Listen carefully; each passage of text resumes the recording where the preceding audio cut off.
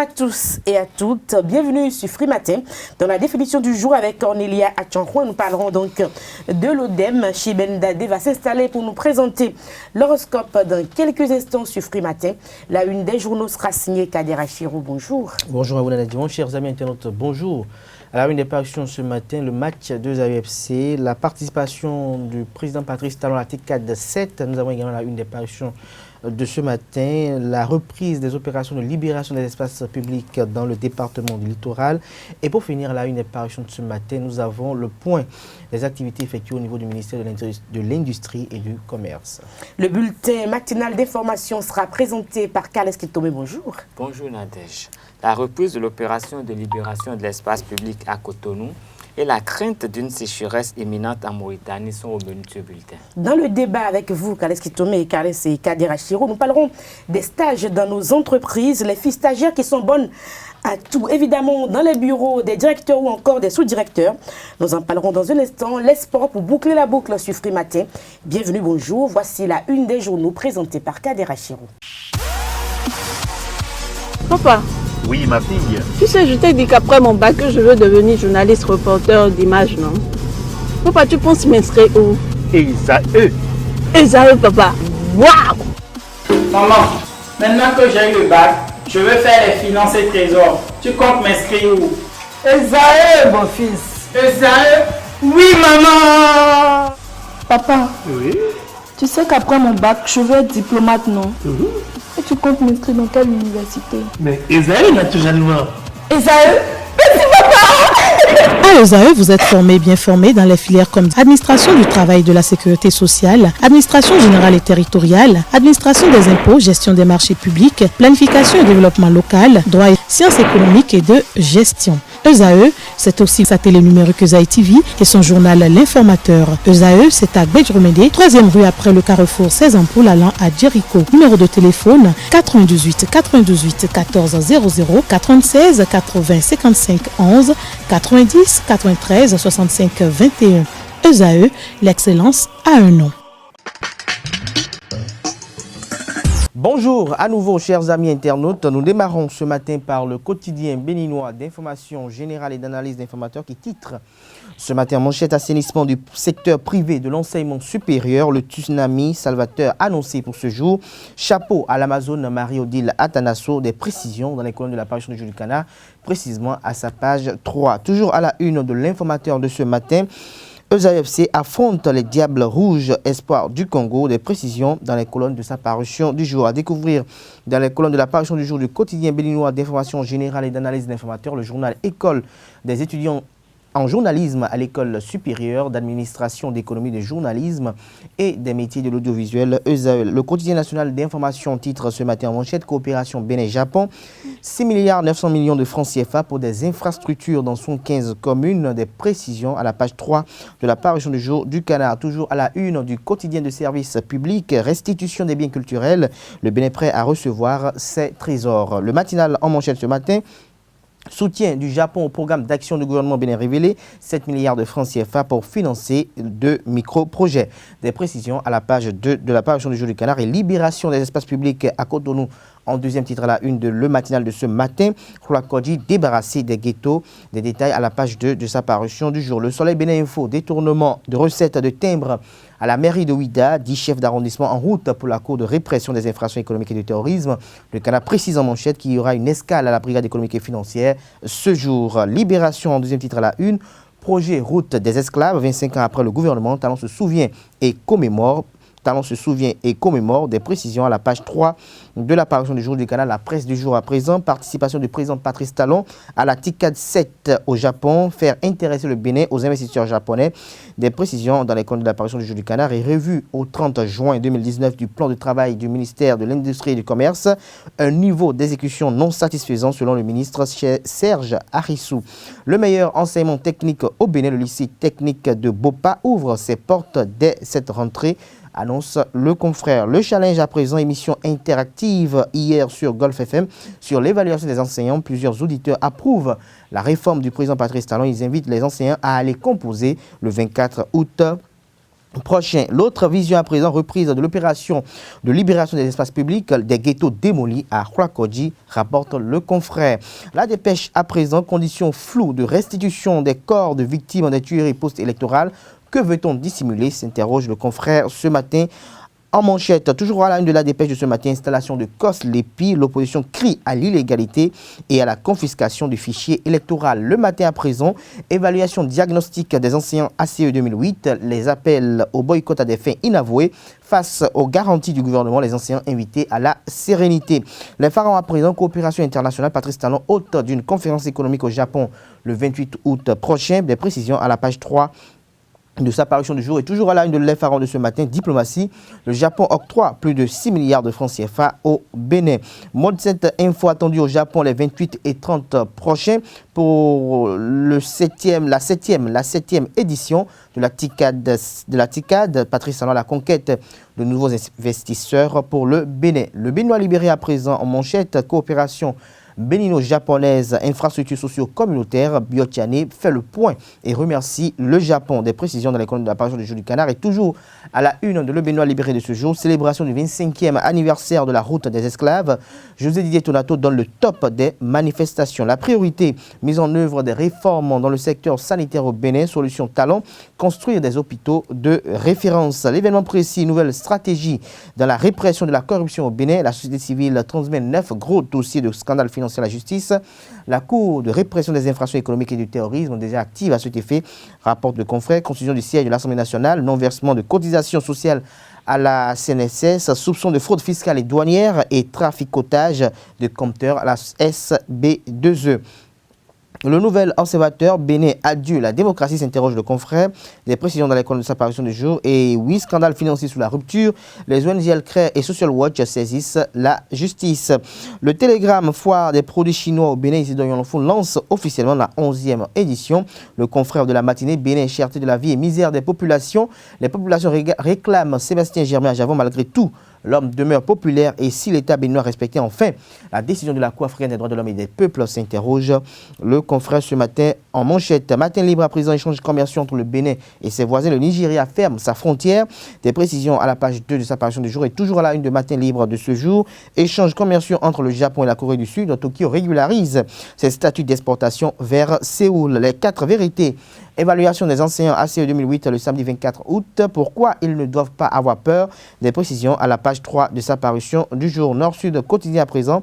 Évaluation des ACE 2008. Pourquoi les enseignants n'ont rien à craindre? Vous est proposé à la page 3 de la parution du jour du canard. Et nous restons à la une de Nord-Sud quotidien pour mettre un terme à la une des journaux de ce matin. Mauvaise gouvernance.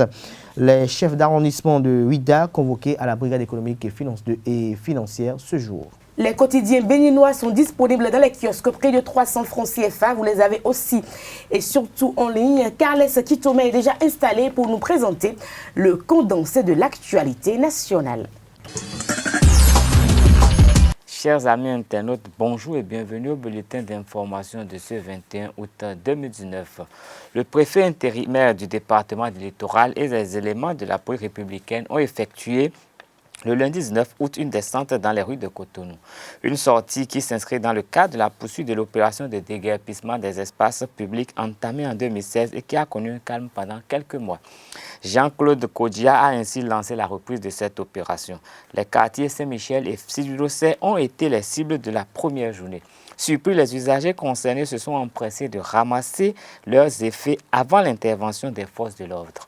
Avec cette reprise, les autorités compétentes entendent aller au bout de la lutte pour la libération de l'espace public. L'esplanade extérieure du stade général Mathieu Kérékou de Cotonou accueille la 2e édition du Salon des centres d'éducation de la petite enfance SACP depuis le lundi 19 août 2019. Éclairer les enfants sur les bienfaits et l'ordre éducatif qu'apportent les garderies et les écoles maternelles aux enfants est l'objectif principal visé par les organisateurs. Le lancement a rassemblé des promoteurs qui œuvrent pour le développement biopsychologique harmonieux des enfants d'âge préscolaire. Le reportage de Anifat Boukal et de Jeff Terunke nous renseigne plus. Éclairer les parents qui ignorent les bienfaits et l'ordre éducatif qu'apportent les garderies et les écoles maternelles aux enfants, tel est l'objectif visé par le Salon des centres d'éducation de la petite enfance, SACEP. Ce salon vise à réunir tous les acteurs des garderies et de la maternelle. À cet effet, plusieurs activités seront au menu. Organisation des conférences débats, des B2B, des échanges d'expériences entre promoteurs, ateliers de coaching des parents. Dans son allocution, la promotrice a rappelé le bien fondé du salon. Quel avenir pour nos enfants? Qui pour s'occuper de nos enfants quand nous sommes occupés pour des tâches professionnelles? Quels soins procure-t-on à un enfant quand nous sommes absents? Quel est le profil de ceux et celles à qui nous confions nos enfants? C'est pour apporter des réponses conséquentes à ces préoccupations que nous sommes en ces lieux. À travers des conférences débats, les formations et tout autre échange y afférent, la lanterne de chacun des participants sera éclairée par les experts qui s'investissent dans la gestion de la petite enfance au Bénin. C'est l'occasion pour nous, chers parents, de découvrir les offres des garderies et écoles maternelles afin d'opérer vos choix. C'est également le moment pour le personnel des centres d'éducation de la petite enfance d'être mieux outillé pour mieux servir. Le parrain de l'événement, Jean-Claude Roumenou, quant à lui, n'a pas manqué de préciser que les garderies et les écoles maternelles jouent un rôle capital dans le devenir harmonieux et biopsychologique des enfants d'âge préscolaire. Beaucoup de parents de petits-enfants de 1 à 4-5 ans ne connaissent pas encore l'importance d'inscrire, de placer leurs tout petits-enfants dans les garderies et dans les écoles maternelles. Or, ces centres d'éducation de la petite enfance jouent un rôle clé, un rôle capital dans le devenir harmonieux, dans le devenir biopsychologique harmonieux de nos tout petits enfants.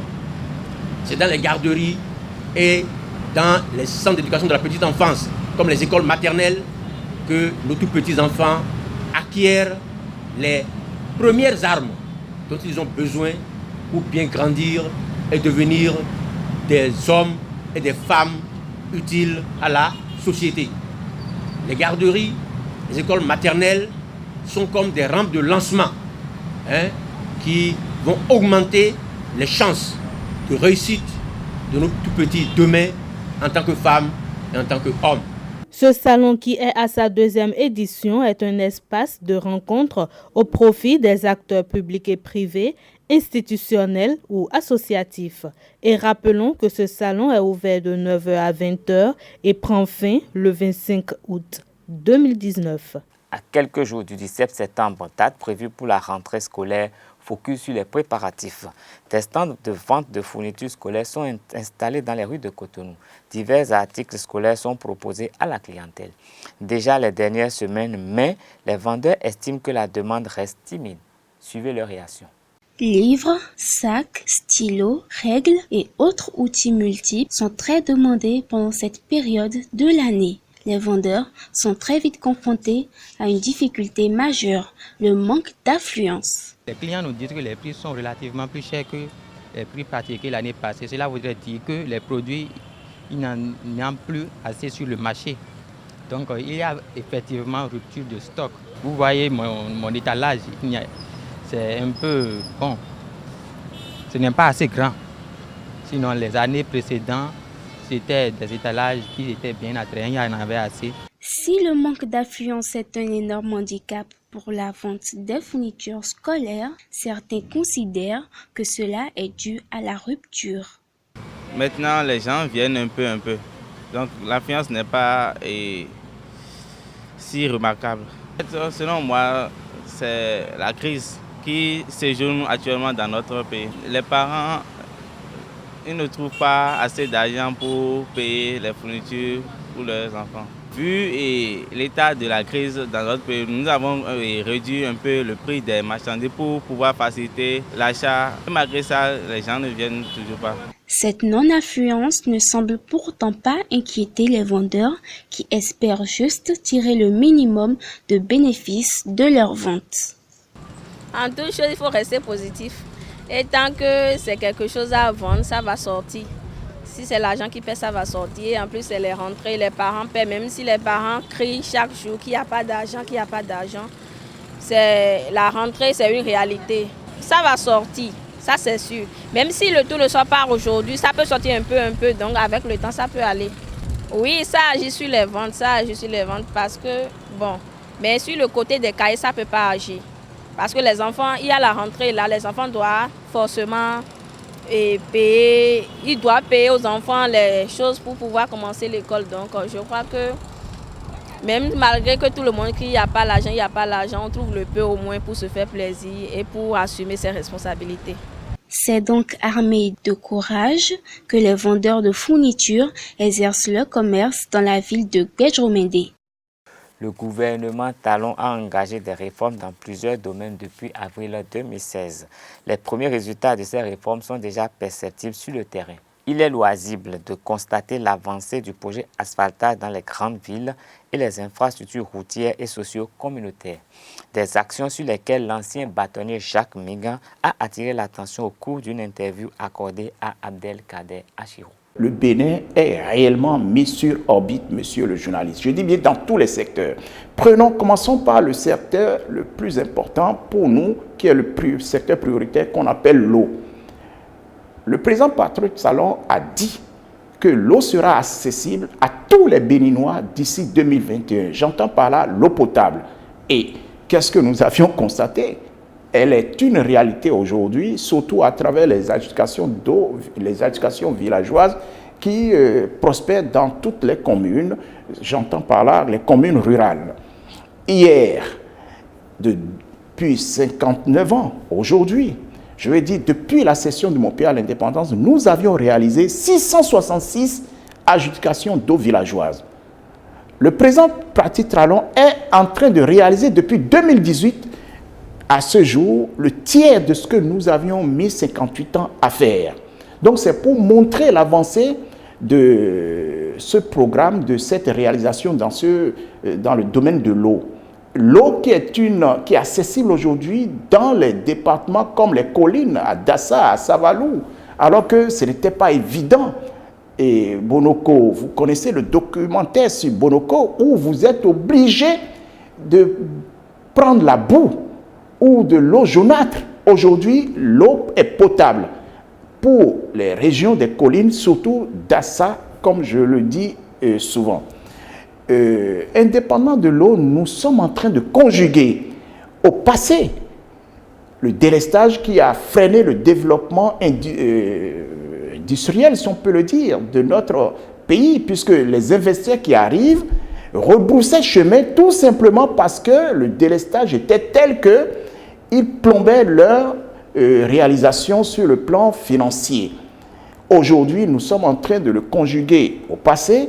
Mais ce qu'il faudrait surtout retenir dans le domaine du délestage, monsieur le journaliste, c'est que nous avons des régions de notre commune qui, depuis 1960, depuis aujourd'hui 59 ans, n'ont jamais accès, des régions qui n'ont jamais accès à la lumière. J'entends par là la lumière du jour.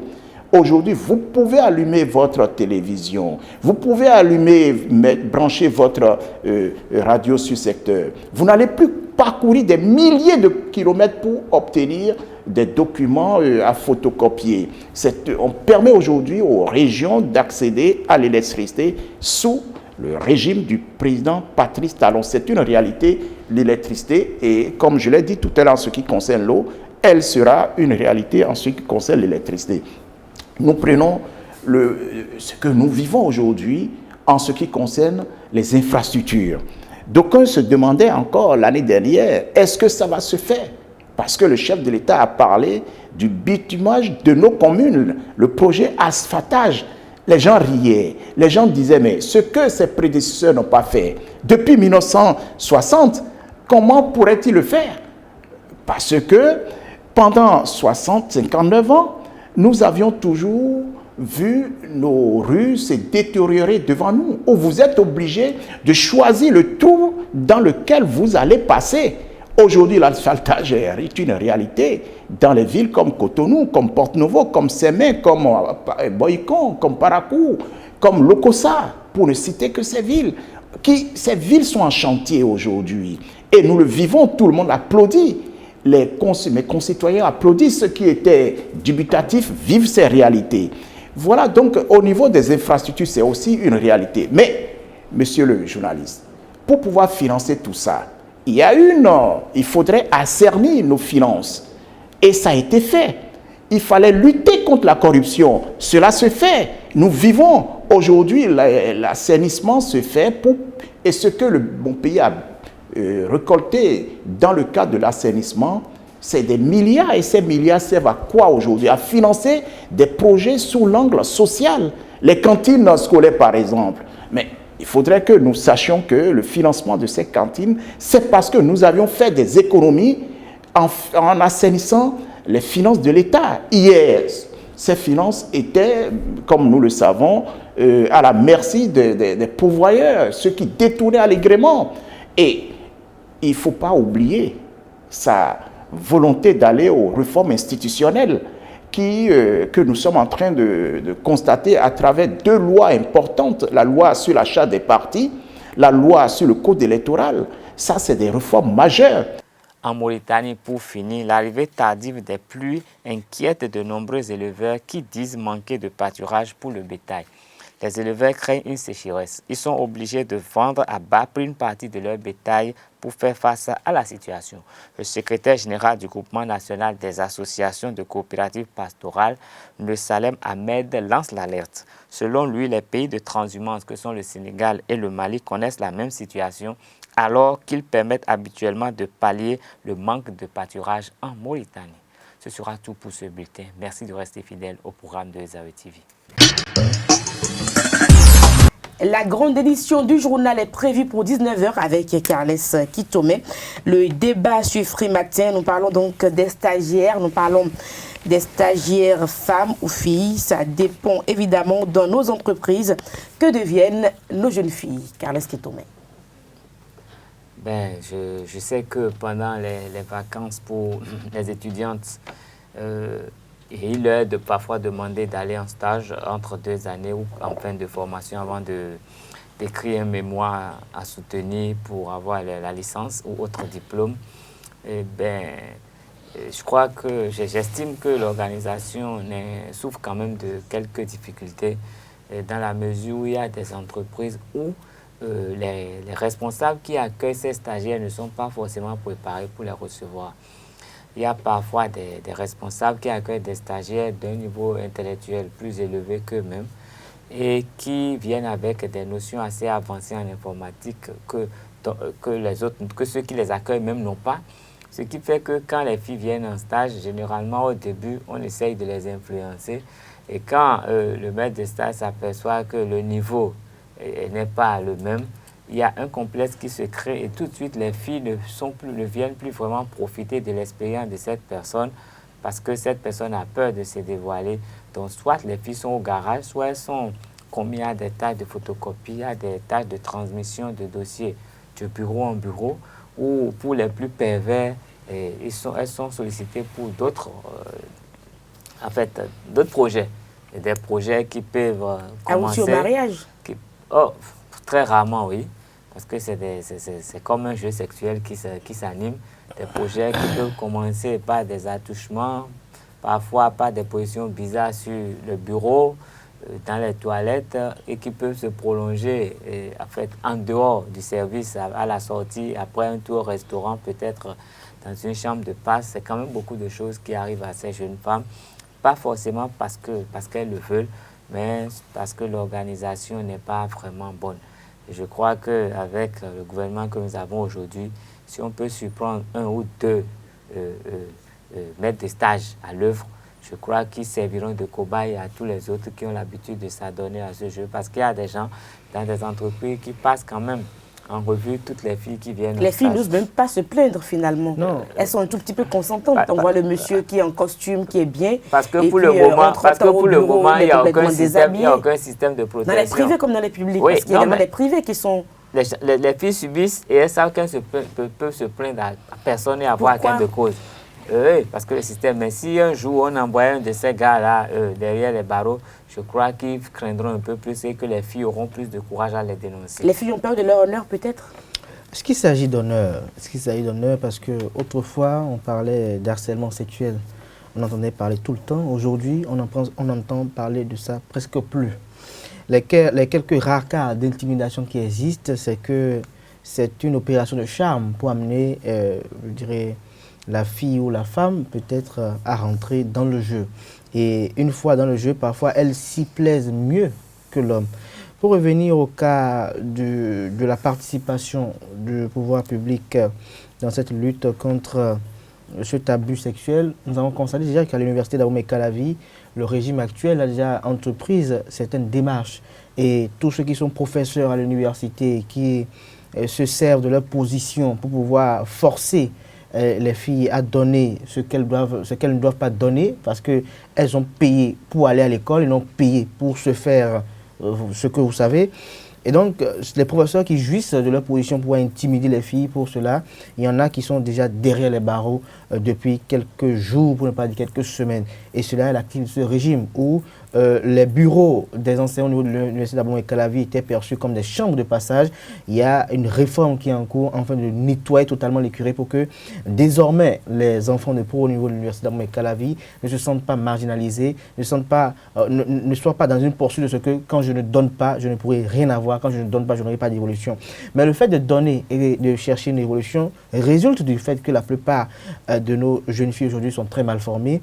Elles sont de véritables calamités intellectuelles parce que la cabessa est totalement vide. Dans le raisonnement, dans le style linguistique, elles sont plates. Et donc, du coup, il n'y a plus aucun atout pour appâter le nouvel formateur parce qu'en dehors de l'école, les lieux de stage aussi sont des lieux de formation également. Et donc, le maître de stage qui est là aujourd'hui, une fois qu'il voit que celle qu'il doit peut-être aider à parfaire ses performances est totalement plate en matière d'intellectualité et qu'elle ne connaît totalement rien, alors il se dit pourquoi perdre mon temps à vouloir rebâtir encore la maison alors qu'il n'y a même pas une fondation. Alors pour elle, la première opération de charme, c'est de lancer cette opération, d'exposer mieux peut-être ces deux balcons de devant, les deux ponts de derrière sont mieux enveloppés et donc vous voyez que tout ça devient une opération de charme. Je crois qu'on doit aller plus loin que ce que vous pensez dans cette situation, c'est qu'il faut déjà désormais sortir ou régir un code vestimentaire dans le travail parce que n'oublions pas que l'homme est un animal et quand un animal voit une proie dans une certaine posture donnée, c'est une prédestination en fait, il n'a pas le choix, il est obligé de bondir, pour voir ce que c'est que la proie. Et nous savons que dans la forêt, il y a ces animaux qui tuent leur proie sans pouvoir les manger. Et donc l'homme peut avoir l'envie de dire, je veux voir ce qui est là, je veux voir. Donc il faut d'abord régir le code vestimentaire et en dehors de cela également revoir aussi la formation des apprenants au niveau des différentes écoles, travailler à ce que les écoles et les lieux de stage soient en harmonie. Parce qu'on a comme l'impression aujourd'hui que les écoles envoient les enfants en stage parce qu'ils doivent aller en stage. Et donc le stage devient une formalité. Et donc les enfants ne comprennent pas l'enjeu de la première, de la deuxième et de la troisième année pour savoir qu'après 3 ans, normalement si je suis bien formé, je peux être employable. Normalement si je suis bien formé,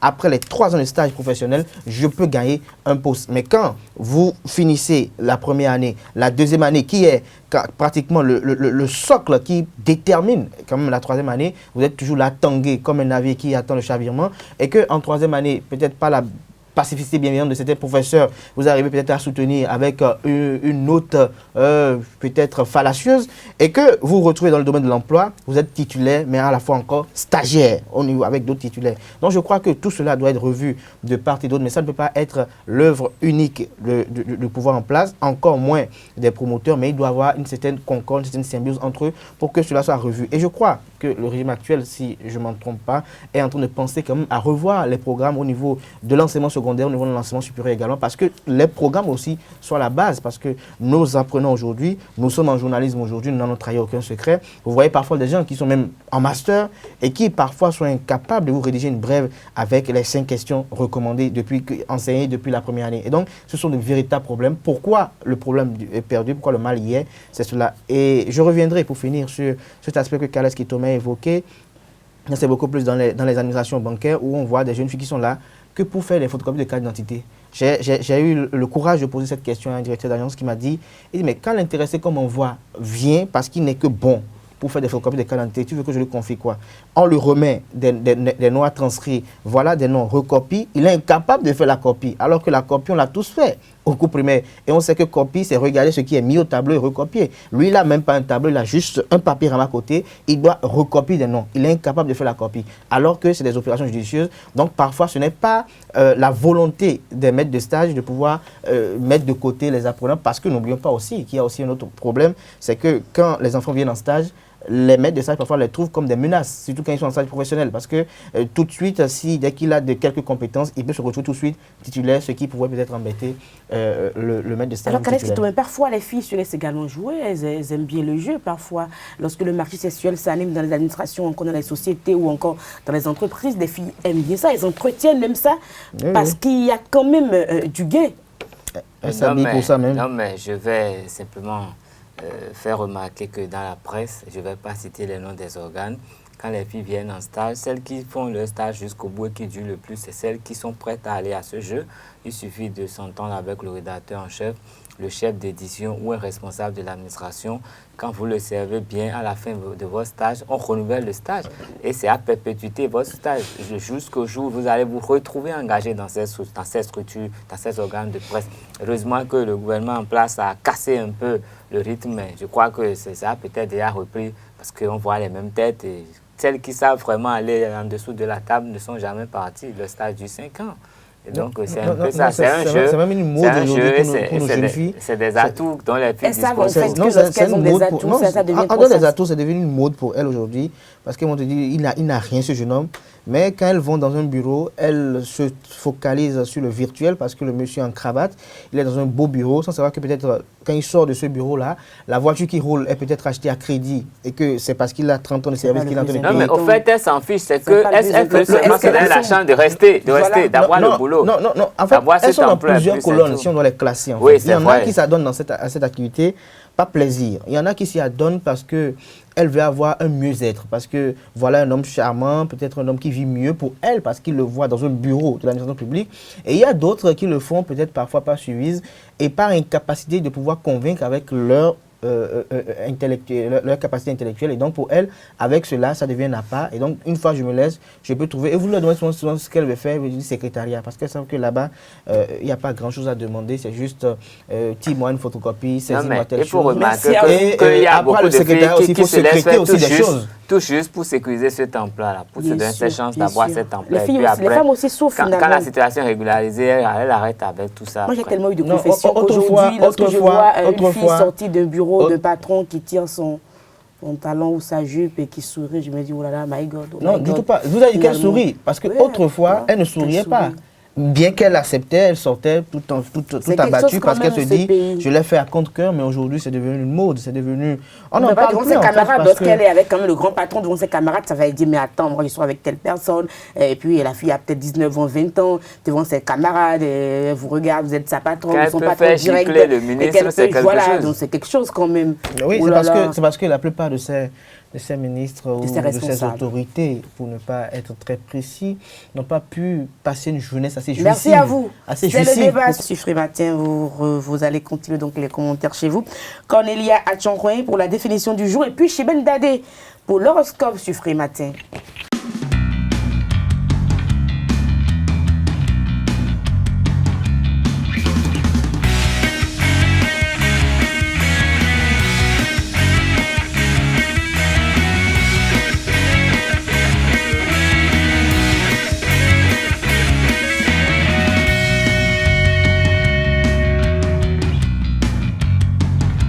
Bonjour à tous et à toutes et bienvenue sur la définition du jour. Aujourd'hui, nous parlerons de l'ODEM, mais avant, voici ce qu'en pensent quelques citoyens. Je connaissais le mot, mais bon, je n'ai pas eu plus de curiosité.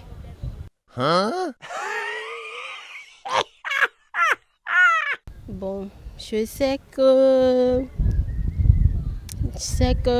au niveau de l'ODEM, ils font des trucs de communication et autres, mais je ne maîtrise pas trop. Ouais, j'ai entendu parler, j'ai étudié ça, mais bof, je me rappelle plus trop. C'est l'Observatoire de la déontologie et de l'éthique des médias. Bon, tout ce que je sais, c'est que l'ODEM régularise la cause des journalistes. C'est l'Observatoire de déontologie et de l'éthique dans les médias. L'ODEM veille au respect de la déontologie et de l'éthique dans les médias.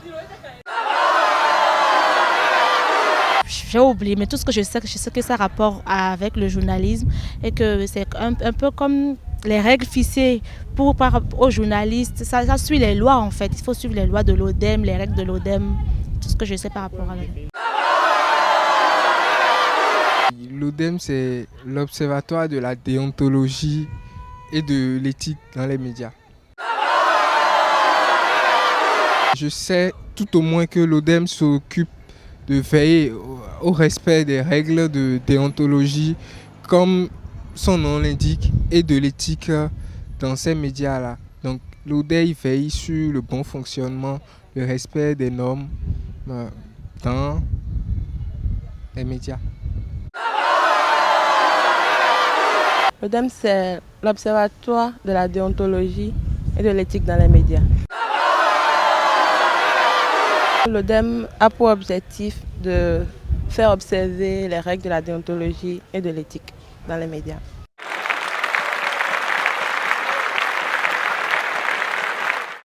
L'ODEM s'appelle O-D-E-M et signifie Observatoire de la déontologie et de l'éthique dans les médias. C'est une association professionnelle des journalistes créée le 3 mai 1999. Il regroupe les professionnels du secteur public et privé. Il a en son sein des patrons de presse et des journalistes. 2 membres de la société civile y sont représentés. Il a actuellement à sa tête Éric Soulouvi. Le mandat des membres de l'ODEM est de 2 ans renouvelable une fois. Il a pour objectif de faire observer des règles de déontologie et de l'éthique dans les médias, protéger le droit du public à une information libre, complète, honnête et exacte, défendre la liberté de presse, veiller à la sécurité des journalistes dans l'exercice de leurs fonctions et garantir leur droit d'enquêter librement sur tous les faits concernant la vie publique, mener des recherches sur l'évolution des médias. C'est l'essentiel à retenir sur l'ODEM, chers amis internautes. Merci de nous avoir suivis et à la prochaine. Bonjour amis internautes, nous commençons le message des astres de ce jour par nos amis les béliers. Vous êtes relativement confiants dans la progression de vos gains béliers et vous avez raison. Natif du signe taureau, vous sentez enfin surgir la liberté de n'en faire qu'à votre tête.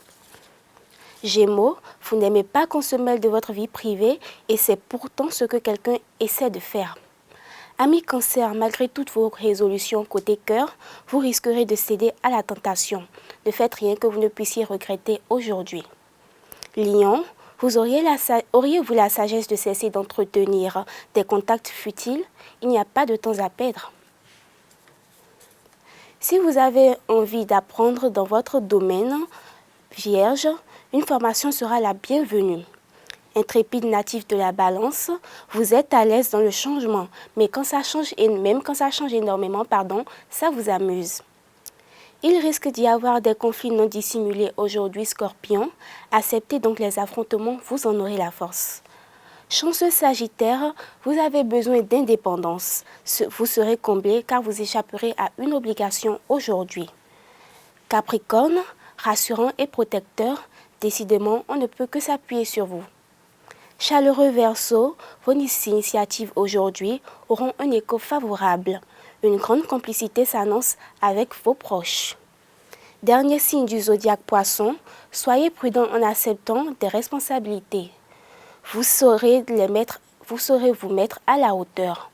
C'est tout pour l'horoscope de ce jour. Je vous souhaite une très bonne journée avec Esaü TV. Toute l'actualité sportive à présent avec Larion Sadiak Benom. Bonjour à tous. Nous allons prendre les nouvelles de la formation universitaire Esaü Football Club qui s'attelle pour le match retour du premier tour préliminaire de la Coupe de la Confédération Total CAF 2019-2020. Esaü FC affronte dans ce cadre cet après-midi au stade René Pleven de Cotonou la sélection nationale des moins de 23 ans du Congo Brazzaville. Il se sera un match pour Richard Bior et son encadrement technique de tuer davantage les automatismes et de corriger surtout les imperfections notées lors de ce match aller à Nouakchott, ce match qui a été remporté 5-0 en déplacement par ses poulains. Et il est à souligner également que cette confrontation amicale entre Esaü Football Club et le Congo U23 est le fruit des relations étroites qui lient les responsables de la formation universitaire Esaü FC et les dirigeants de la Fédération congolaise de football FECOFOOT. Et Esaü sera en amical à Cotonou. Également, les Buff FC du Borgou, champion du Bénin en titre et représentant béninois en Ligue des champions africaine, va affronter Kano Pilas du Nigeria également pour mieux se préparer pour son déplacement en terre togolaise le dimanche prochain pour affronter la SCK de Kara. À l'aller, les Buffs ont été tenus en échec à René Pleven, 1 but partout par le champion togolais. Et pour finir, nous allons prendre les nouvelles des athlètes béninois au 12e Jeux africains Rabat 2019. Après les éliminations des équipes masculines et féminines de beach volley, puis du judoka Celtus Dossou, ce sera le tour de la nageuse Nafistat Raji d'entrer en compétition ce jour. Et hier, la délégation béninoise forte de 35 membres a reçu la visite du ministre Oswald Omeki qui a allé doper le moral de ces athlètes et les a rappelés surtout d'honorer le drapeau tricolore vert, jaune ou rouge. Ainsi se referme Free Matin du jour. Merci à tous et à toutes pour l'attention. Portez-vous bien, à demain pour un autre numéro. Au revoir, messieurs et dames.